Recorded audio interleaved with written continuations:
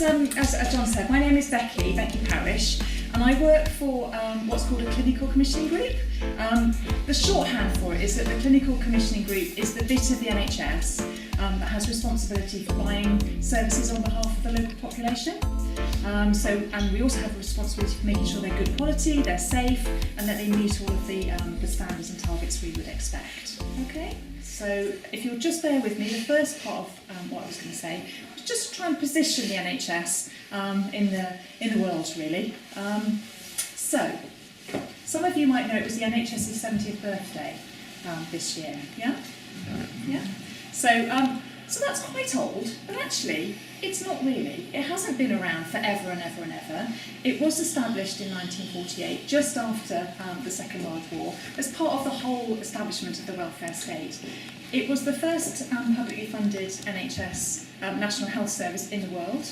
And a lot of countries around the world have tried and have attempted to copy some of the best bits of the NHS. But there's nothing else quite like it.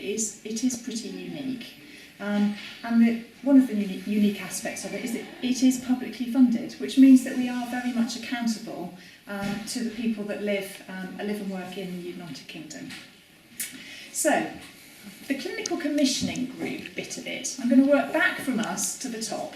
So, we in Gloucestershire, we have one clinical commissioning group. That's not easy to say, is it? Commissioning group. And as I mentioned, we've got responsibility for the people that live in Gloucestershire, making sure that we buy good services on their behalf. So who do we buy them from? So we buy them from what are called providers. Now, that's basically hospitals or clinics or GP practices or ambulance services. They are the people that provide the NHS services that we all value and we all use on a daily basis. Now, in Gloucestershire, we have the big hospital over the way there. So I'm being animated. Yeah. I made the film slightly more interesting. This is great. So we have the hospital in Cheltenham, but that's part of a bigger trust, a bigger hospitals trust. They also run the hospital in Gloucestershire Royal Hospital, and they also run the maternity hospital in Stroud, so Stroud Maternity Unit. Now, as well as the big hospitals, there are smaller hospitals in Gloucestershire, community hospitals, and they're run by another provider called the Care Services Trust, and they run community hospitals all around the county. And I know you come from all around Gloucestershire, don't you, people here today? So probably not too far from where you live, there's probably a community hospital as well. But it's not just about hospitals, there are community services, so things like health visiting, physiotherapy, school nurses, all sorts of services that work out of the community and come to visit people in their own homes, or you go and see people in clinics.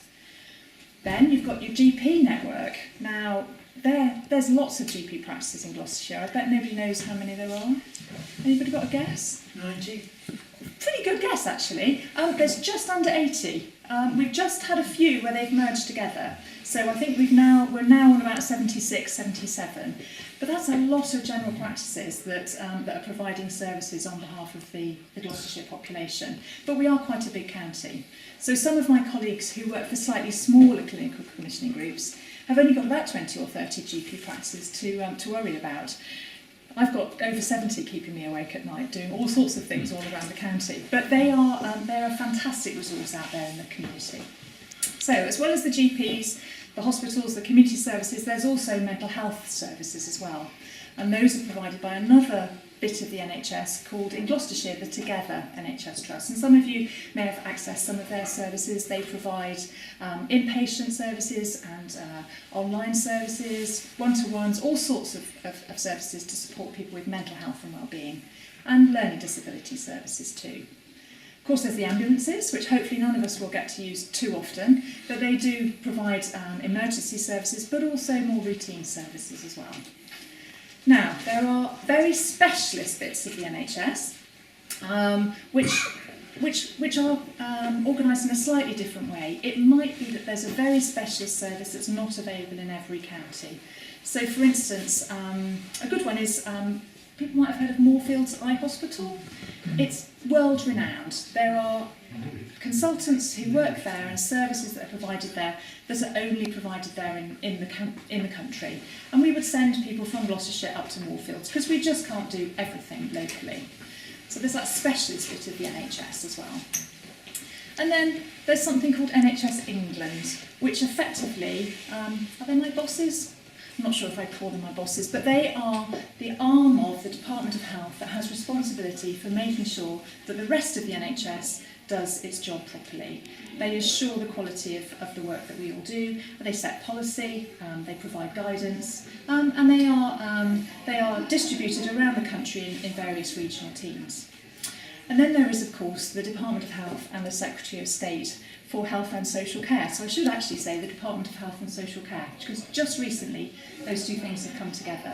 We have a new Secretary of State, a gentleman called Matt Hancock. Some of you might have seen him recently. He's particularly interested in digital, is a message that we've had back from him, so the use of technology to help people with their health and well-being. So we're interested to see where that goes in the future. So we've gone from the Secretary of State down to little old me at the clinical